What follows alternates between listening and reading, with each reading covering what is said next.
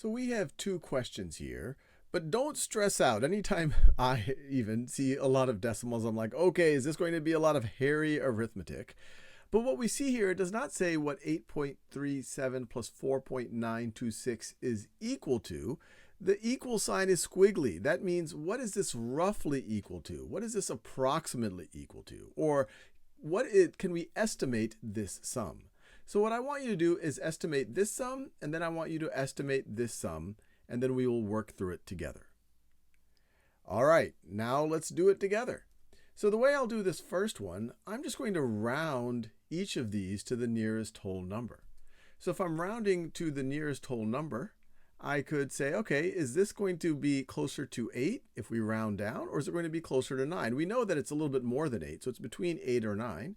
And this is clearly, if we look at the tens place, it's closer to 8 than it is to 9. So this is, I could say, approximately equal to 8. And then if I were to do that with the second number, we can clearly see, especially if we look at the tens place, that this number is between 4 and 5, but it is much closer to 5 than it is to 4. So in this situation, we would round up. So this is going to be approximately equal to 5. So we could say this whole thing is approximately equal to, roughly equal to, 8 plus 5, which of course is 13.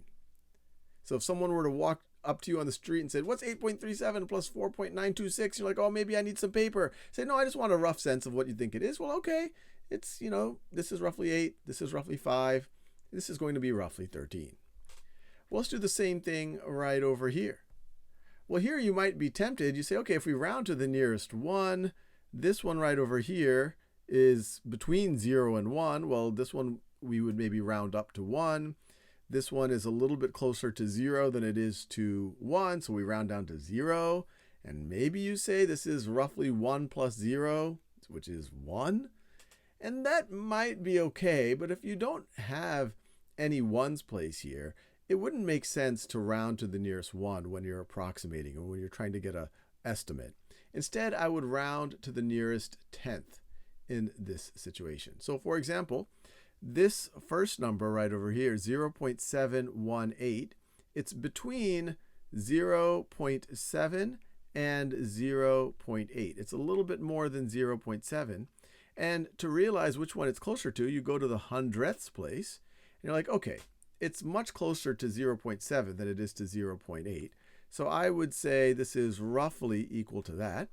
And then I would do the same thing over here. I would look at the hundredths place. I know that this number here is between, let me do this in a different color. This number here is between 0.4 at the low end and 0.5. It's more than 0.4. And when you look at the tenths place, it's pretty clear that we're closer to 0.5. So this first number is roughly equal to 0.7.